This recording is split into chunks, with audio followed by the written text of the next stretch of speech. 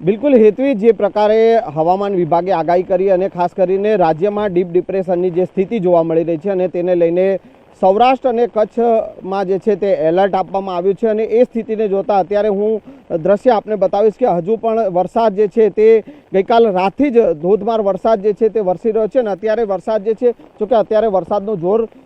ઘટ્યું છે, પરંતુ હજુ પણ ભારેથી અતિ ભારે વરસાદી ઝાપટા જે છે તે જે કચ્છના અલગ અલગ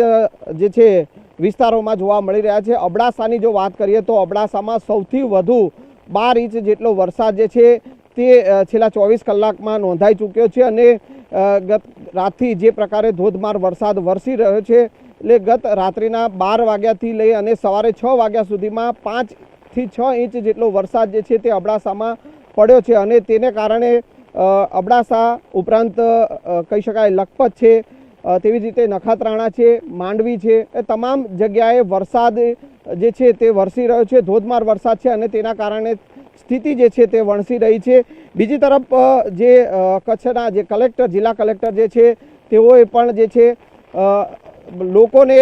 જરૂર સિવાય ઘરની બહાર નહીં નીકળવા, કારણ કે આ જે ડીપ ડિપ્રેશનની સ્થિતિ બની છે અને તેના કારણે પવનનું જોર પણ એટલું જ જોવા મળી રહ્યું છે અને વરસાદી માહોલ જે છે હેતવી જોવા મળી રહ્યો છે અને તેના કારણે